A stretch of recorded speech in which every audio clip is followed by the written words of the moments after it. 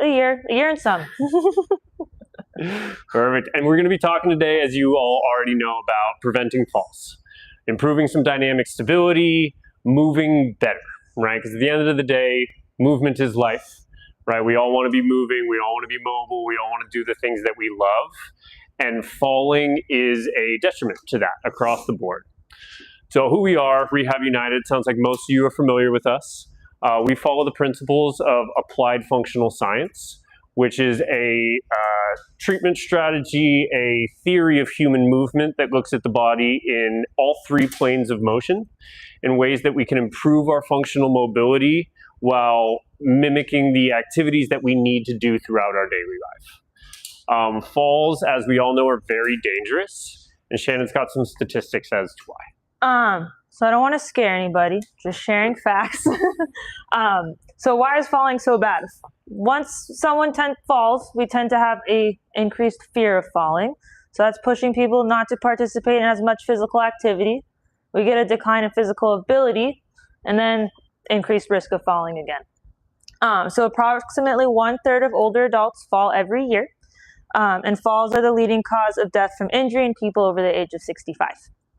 20 to 30% of people who fall have moderate to severe injuries, a lot of those being hip fractures.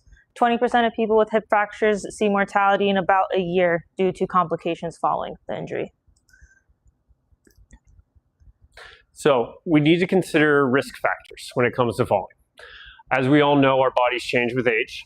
I'm not going to stand here and tell you what aging is like, right? All of you probably know a little bit better than I do about it. But we have, at the end of the day, truths about aging. While aging is a factor in our mobility, it is just a factor, right? So there's plenty of other things that we want to consider in terms of how to maintain our functionality, right? Hydration, nutrition, activity levels, these are all additional factors that are much more modifiable than aging. But as we age, it's impossible to deny that our sensory systems change. Vision decreases, our sensory input decreases. It makes it so that we have less awareness and control of our bodies in space, right? You combine this with decreased coordination from your central nervous system, the signal relays from your brains to your muscles and your muscles back to your brains take more time. This is going to decrease your reaction time. This is going to make it so that we can't recruit our muscles quite as quickly. Then you finally combine this with some musculoskeletal changes, decreased strength, decreased mobility, decreased muscular endurance. All of these things are going to combine to increase fatigue with movement and decrease our ability to control movement. The good news is that while some of these factors are obviously undeniable and inevitable as we age, some of these musculoskeletal sides are very adaptable. Our bodies are adaptive tools at the end of the day. If we're regularly doing strength and mobility work, we will gain strength and we'll gain mobility, or we will at least maintain the strength and mobility that we have, right?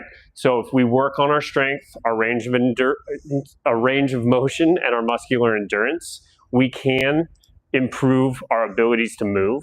There's also ways to help out around the house, which Shannon will touch on. So like Troy said, we can't modify aging. That's out of our control, but we can modify our environment. So a lot of that includes removing clutter around our home, including rugs, power cords, like this one, and protruding tables that you might catch your foot on. We just want to be mindful of where they are and move them out of the way if we think they're going to be dangerous. A lot of times lighting is a big factor as well. So that would look like having night lights leading the pathway to the bathroom at night, just so you can see where you're going, watching your step. Also wearing properly fitting shoes. Big shoes, more likely to fall. One other note that we neglected to put onto this slide, but just talking with Jason here earlier, totally rang true in my head. Mat in your shower is very helpful. Showers are obviously inherently slippery, they're more dangerous. Having something that will provide some traction on the shower floor is very helpful, as well as potentially installing some handles for stepping in and out of the shower, giving yourself a little bit wider base of support in an inherently more dangerous area. So if we do use a walker or a cane to get around, we want to make sure that they are fit properly. That would look like making sure that the top of the walker or cane is in line with our wrist. That would make sure we're using it correctly when we're walking and not leaning too much on that side. We also want to make sure we practice using these devices at home before we go out in the community with them where there's unexpected people, things coming at us. If we are taking one or more medications, making sure we're aware of the side effects of those medications. A lot of that fatigue, lightheadedness, dizziness, those can always contribute to risk of falling. Circling back to some of the musculoskeletal changes I was touching on earlier, balance has a strong correlation with muscle strength. The weaker we are, the less strength and control we have in our legs, in core, the higher risk we are of falling. So the central nervous system aspect comes into play too when we're looking at that reactionary balance. The need to react requires rapid muscle recruitment and rapid deceleration to slow myself down once I take that step unexpectedly. A couple things that we need to consider in terms of how questions to ask ourselves is how long can I stand on one foot? Every time we walk, we have to pick up one foot to put the other one down. If we can't balance on one foot, we're not going to be stable enough to lift up the other and set it down, which turns into shuffling. The more we shuffle, the more likely we are to catch our feet. The more likely you are to catch your feet, the more likely you are to fall. And this goes back to the circle of falls that Shannon mentioned earlier. Once we fall, we're at a higher risk of falling in the future. Another high frequency place for falls is in transfers. Sit to stand specifically. The ability to stand up and sit down without the use of our hands, right? We want our legs to do the leg work. So the more reliant we are on our hands to press ourselves up out of chairs, to lower yourself down, the less your legs are doing, the less our legs will have strength to do those tasks in the future. A good test to run at home, and we always want to run these tests safely.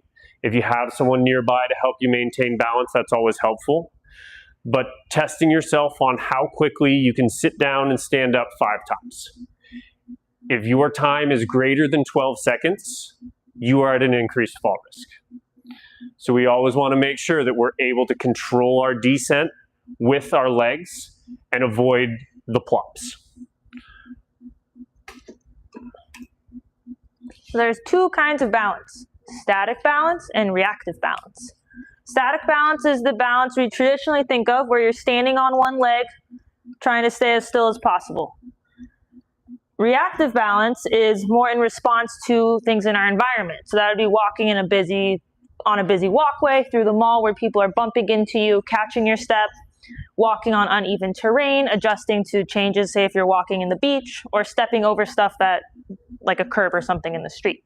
Or a power cord in the middle of a fall presentation. So there's different kinds of static standing balances we can start with at home. Pictures here kind of give us examples. So first we can start with feet shoulder width apart. That's kind of where a lot of us live. Wide base of support there between your 2 feet. In that position, you can start adding reaches to work on more reactive and dynamic balance. From there, if that gets easy, we can make it harder by putting our feet closer together, narrowing our base of support. So it'll be more difficult to keep your center of mass over that base of support. Again, adding reaches, lifts, presses to make that more challenging. From there, we can work into semi-tandem balance. So not quite tightrope walking, but almost there. And trying that out with either one foot forward and the other. Again, adding reaches, presses to make that harder. From there, going into full tandem, one foot fully in front of the other one. So it's like tightrope walking, and then slowly transitioning into one foot. Again, yes? So then you lift up one foot on each of these exercises? No, so sometimes this is challenging, just progressing the levels. Sometimes this on itself can be challenging, moving into one foot. Yeah, moving into one foot, and then we can add reaches too. Yeah. Typically the way I like to progress people in the clinic is I'll start with the widest base of support. Start with your feet wide. Become stable and confident here. And I typically like to do these tasks maybe in the kitchen by the counter. So you can have your hands resting on the counter. Pull them away. Practice your balance if you feel unstable. Counter's right there. Then as we're stable here and confident, then we can start adding some of our reaches, cross body, overhead, out to the side. Once you're fully confident and stable with those start to feel too easy. We reset and start the process back over again with your feet together in the more difficult stance. So then from here, you're going to practice feet together, standing, get yourself confident here. We can start adding some of those reaches in varying directions, allowing our body to move, controlling the movements throughout. And then again, practice your semi-tandem, stable with reaches, full tandem, stable with reaches, and then finally, one foot, stable with reaches. I like the counter idea. I also like working in the corner of a room or a hallway because you can get two walls to kind of bounce off of in case counter might be too low or if we're falling in a different direction. The other thing to remember too is that we do not need to skip steps and we do not need to jump to the end, right? While we do want to be able to be stable and balanced on one foot, safety is paramount. I say it in the clinic all the time, safety is first, second, and third, right? I'd rather make sure that we're getting good practice in these positions and challenging ourselves here instead of thinking, oh, I need to balance on one foot, so I'm going to jump straight there, and in that case, increasing our risk of falls in the moment. So a couple other dynamic stability exercises that we want to look at. As we mentioned, the sit to stand without hands. This is another one where we want to make sure that we're staying nice and stable. So I like to do this in front of a very sturdy chair or even at the bed potentially. That way, if you feel unstable at all, you fall backwards and then you're just sitting. But we want to do our best to do these transitions without the use of our hands. I had an instructor once upon a time when I was a student ask me what type of chairs out in the world have arms on them. The main places are wheelchairs and doctor's offices. Most chairs out and about in the world, as you all are seeing as you sit right here, don't have a very convenient place for us to press ourselves out of the chair. So when we do our sit to stand, it's important to remember that we want to try to utilize our legs as much as possible. So while we're doing this, one place that people can get into trouble is they try to stand up. If I'm here and I try to stand straight up, I can't, right? My center of mass is too far behind my feet for me to stand up, right? And so what happens is we try to scoot way forward. Now my knees are out of whack and I push myself up with my hands. Instead, I want you to think of standing forward, right? If I'm here, I still want to scoot myself to the edge of the chair, but I then move forward. I line my body weight over my feet, simply press down to stand up, right? In this way, we can do this without our hands. One helpful way to practice at home is to have a partner, Shannon, come on over, have their hands out in front, and I can float. So if I need to, I can push down and use my partner's hands, and on the way down, I can give myself a little bit of support there as well. This is always going to be better than having your hands behind you, because then I'm going to catapult myself forward. So instead of stand up and sit down, I like to think of standing forward and sitting backwards. Because when I sit, I want to shift the body weight backwards so I can transition into my chair. Additionally, we want to practice climbing steps, right? While it would be great if we didn't have to hike up and down stairs every day, it's inevitable. There's going to be tall curbs. You may want to go on a hike with your family. The ability to elevate one leg, balance on one foot, and drive ourselves up the step is very, very valuable in this world. Great thing to focus on too when you're doing this work at home is on the descent, right? If I'm here, some of you may have heard me say this around the clinic, I want your muscles to take you down, not gravity. So if I'm here, this is a very tall step, so I would not advise starting on something this tall, but we climb up the step. If I just let gravity take me down, I'm gonna go there, right? That, if anything, is gonna put me at a higher risk of falling. Whereas instead, if I climb up the step here and focus on lowering my body, controlling the movement throughout, That will challenge the muscles in your legs to maintain strength, challenge the stability, and generally improve our control of movement.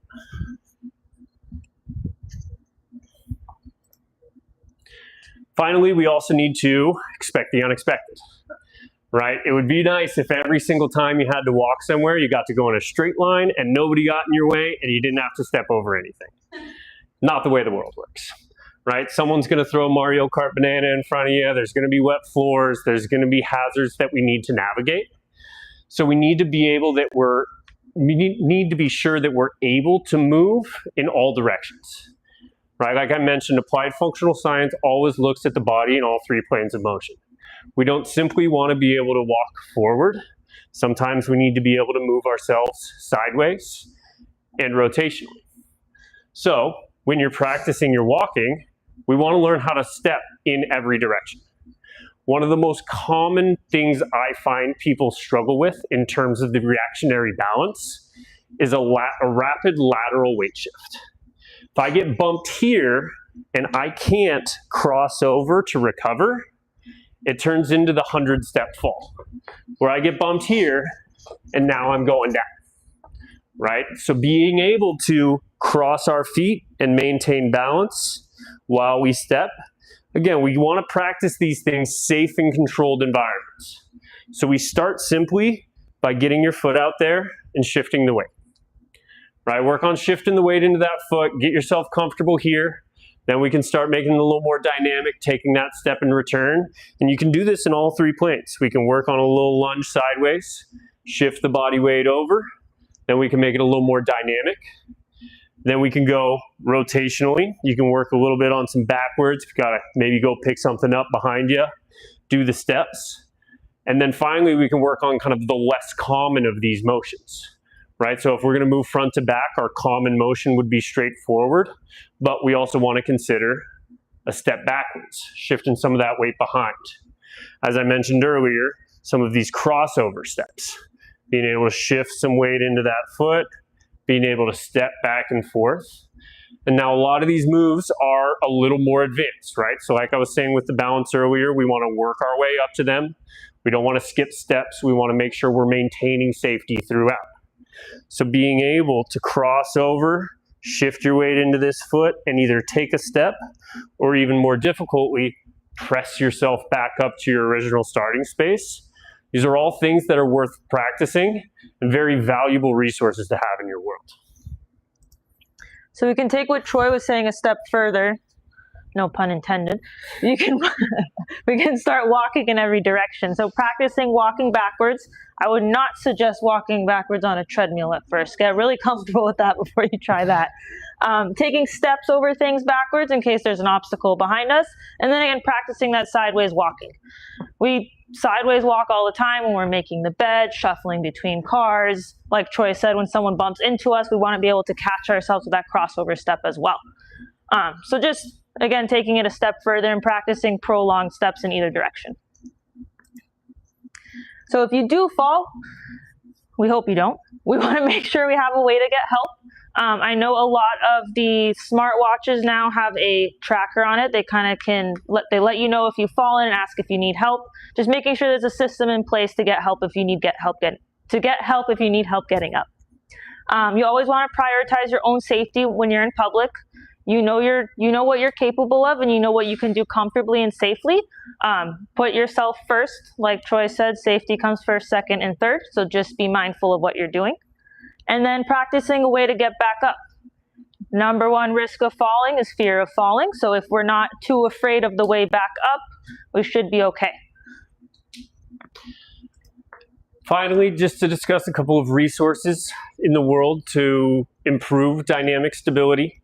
As I mentioned, some of the things that Shannon and I touched on here are on the more advanced level, and we may not always be confident and comfortable doing them by ourselves at home or even with a partner, son, daughter, whatever it may be. Obviously, first and foremost, physical therapy is an incredible option. We'll circle back to that in a second because we also want to consider just simple walking programs. Like I said earlier, our body adapts to the demands we place on it. So if we consistently are progressing our walking distance, focusing on taking long strides, picking up our feet nice and high so that we can clear over obstacles, it's going to translate to an improved ability to walk in general. Exercise classes are great as well, whether group or individualized. Do be cognizant in group exercise classes, like Shannon was saying, of prioritizing your own safety. Just because the instructor says push, push, push, push, push, doesn't necessarily mean it's obviously always the best idea for the individual. Circling back to physical therapy, obviously here as a PT clinic, we offer a wide range of options to help people reduce their risk of falls. The other thing that we always want to keep in mind too is the insurance and access. If you are on Medicare, Medicare will pay for maintenance work. They provide you with enough visits to the point where you can come to a PT clinic every other week, practice dynamic stability, work on reactionary balance, decrease your risk of falls. They do this because the cost on the system of preventing someone from falling versus once they fall and the recovery afterwards is significantly cheaper to the system. We do it because we want you to stay healthy, we want you to stay active, and we want you to stay mobile. So on the brochures that you have, they have the numbers of all of our PT clinics. You can give us a call. There's a QR code on there too. You can scan, and that will be able to provide a link to book an appointment. We love helping people at the end of the day. We do this job because we like to make people's lives better. And we really would love to have you and help you, even if it is just once every other week coming by, working on some balance, working on some strength, and getting everybody back to doing what they love. Perfect. Yes? I somehow felt like when I first wanted to do physical therapy and she recommended Rehab United, that I couldn't just call you up and get an appointment, that I had to have a referral from my doctor. So that's actually a great question. In the state of California, there's a program called Direct Access. Direct Access provides citizens, people that live in the state of California, the ability to go straight to a physical therapy clinic, get an evaluation, and be treated without direct referral from a doctor. There are limitations on this treatment. That treatment can extend for 12 visits or 45 days, whichever one comes first. That's not necessarily a hard and fast stop after that timeline, but that is the timeline where we would need a doctor's referral. So in the meantime, you could schedule an evaluation, begin your treatments, start the process of getting the doctor's referral, and then that way, by the time the 45 days comes up, we don't miss a beat and we keep right on track. Yeah? Are there any restrictions on the type of treatment through that direct access program? No, within reason, right? If your goal is to train for a marathon, they're not going to cover that too much. But in terms of dynamic stability, reducing fall risk, that absolutely falls under the umbrella. You have an issue with your hip or something? Yeah, totally falls in. Pain, trouble sleeping at night due to pain, the inability to tie your shoes because your back hurts. These are all things that could be covered under direct access. I was doctor's referrals are required myself. I'm surprised. Yeah, it is something that California does very well in terms of providing a low barrier to entry to physical therapy. And for that, is it the same price as it would be if you got a referral? I think it's $20 or something. Is it? I don't know what it is now. I think it depends on. It depends on your insurance. Yeah. I believe. So deductibles and through varies. Medicare. Yeah. I'm not positive the exact values, but that is all set by insurance.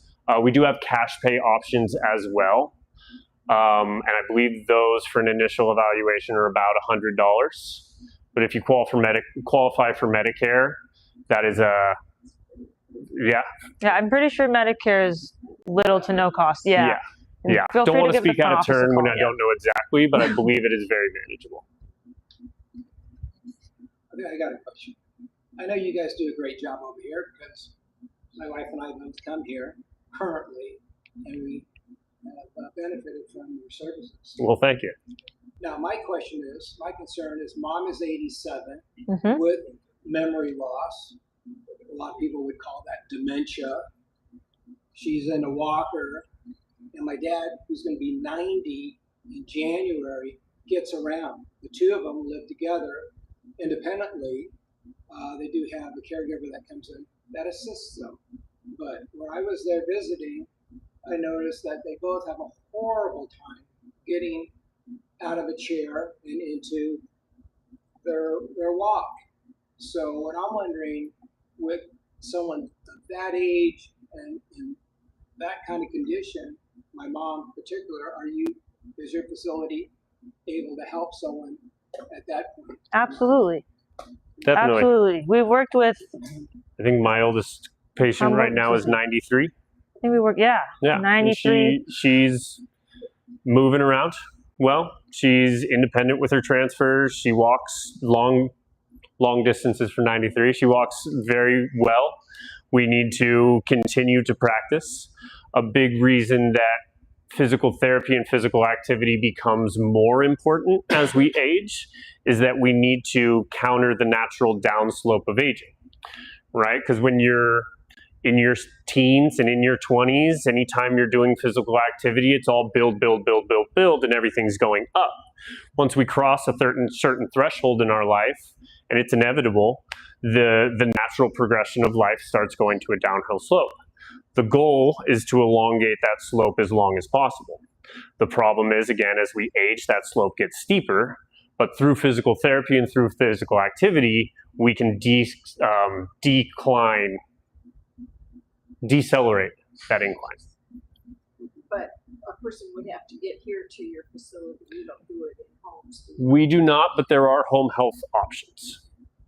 I'm not entirely sure what the capacities are in those home health options through insurance, but there are home health options.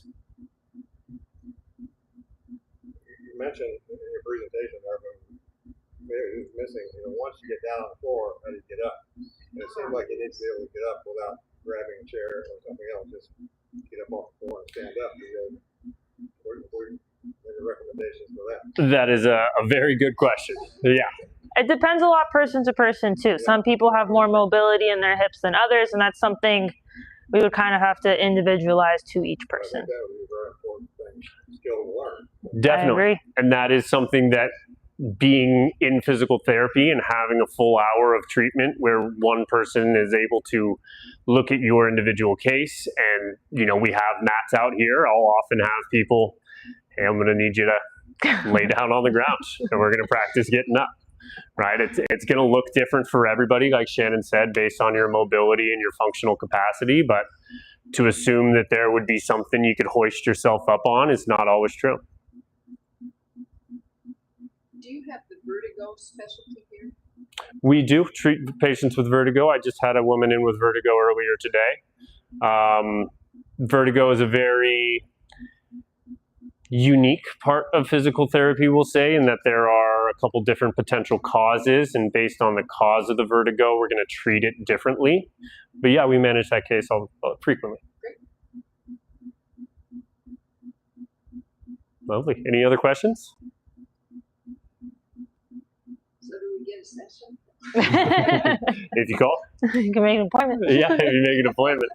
So I got a question. Yeah. Going back to picking oneself up off the ground. Mm-hmm. Okay, is that something that one is able to learn to do as they progress through physical therapy and build those muscles, or is there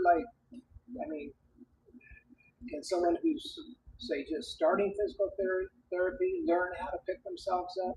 What does that look like? It depends person to person too. If I have someone come in with a walker, difficulty walking, I'm not necessarily going to have them lay down on the ground first day and then try to get up. We want to make sure that they have the strength through their legs to push themselves on the ground, strength through their shoulders to push their body up, and then trunk stability too to get up off the ground. And then again, it looks so different person to person, it's hard to say, but often I'll lay people down and make them get off the ground, whether they like it or not. After a number of sessions. After a number of sessions, yeah. So first day, depends on their fitness. Depends on that. Mm-hmm. First day, there's so much to measure beyond that, but it comes eventually. Yeah. And it always depends too on what the person's goals are. Right? If it's a person that has a frequent history of falls, then we're going to be practicing the ability to stand up maybe sooner in the progress, because while we wish they weren't, they're on the ground more frequently than other people are. Whereas if it's somebody that's never fallen in their life, we're going to practice more preventing falls so that that is a skill that they don't need to utilize.